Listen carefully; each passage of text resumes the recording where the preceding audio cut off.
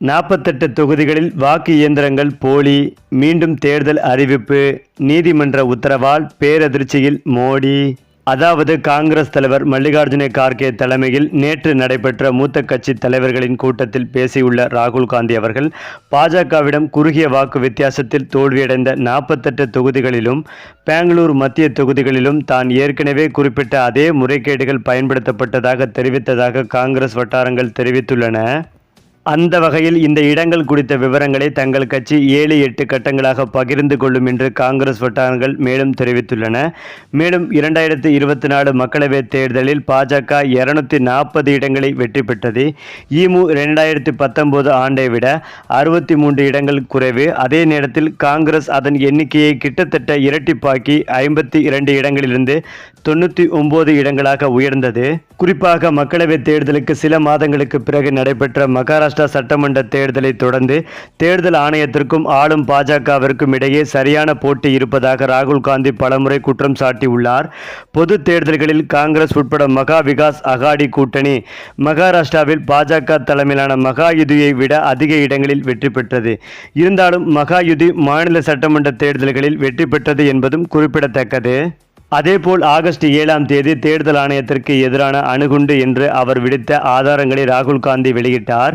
காங்கிரஸ் ஆளும் கர்நாடகாவின் பெங்களூர் மத்திய நாடாளுமன்ற தொகுதியின் கீழ் வரும் மகாதேவபுரா சட்டமன்ற தொகுதியின் தரவுகளை மேற்கோள் காட்டி தேர்தல் ஆணையம் பாஜகவுடன் சேர்ந்து சதி செய்ததாக அவர் குற்றம் சாட்டி வருகிறார். குறிப்பாக தேர்தல் ஆணையம் இந்த குற்றச்சாட்டுகளை உறுதியாக நிராகரித்து ராகுல் காந்தி தனது புகாரை முறைப்படுத்த ஒரு பிரமாண பத்திரத்தில் கையெழுத்திடுமாறு கேட்டுக்கொண்டது. ஆனால் அவர் அதை மறுத்துவிட்டார். மேலும் ஏற்கனவே அரசியலமைப்பின் மீது சத்தியம் செய்துவிட்டதாக ராகுல் காந்தி கூறினார்.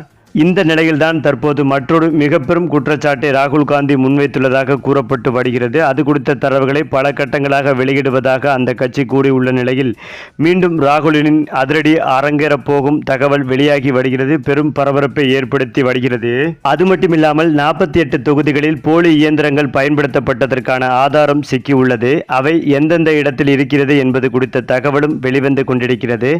அந்த ஆதாரங்களை முழுமையாக நீதிமன்றத்திடம் ஒப்படைத்து பாஜக மீது மேலும் ஒரு வழக்கு பதிவு செய்ய ராகுல் காந்தி முடிவெடுத்துள்ளார். அது மட்டுமில்லாமல் 48 தொகுதிகளுக்கான ஆதாரங்கள் சிக்கி உள்ளதால் இந்த இடங்களில் மீண்டும் தேர்தல் நடத்தப்படும் என்று நீதிமன்றமும் தீர்ப்பளிக்க உள்ளதால் பாஜக ஆட்சி கவிழ்க்கப்படும் என்ற அதிர்ச்சி தகவலும் வெளிவந்து கொண்டிருக்கிறது. இந்த தகவல் பிரதமர் மோடி அவர்களையே பதட்டமடைய வைத்து வருகிறது. சரி, இப்ப நீங்க சொல்லுங்க, 48 தொகுதிகளில் வாக்கு இயந்திரங்கள் போலி, இதை பற்றிய உங்களுடைய கருத்துக்களையும் உங்க கமெண்ட்ல சொல்லுங்க. மேலும் இந்த வீடியோ உங்களுக்கு பிடித்திருந்தால் லைக் பண்ணுங்க, ஷேர் பண்ணுங்க, மறக்காம நம்முடைய சேனலை சப்ஸ்கிரைப் பண்ணிக்கங்க.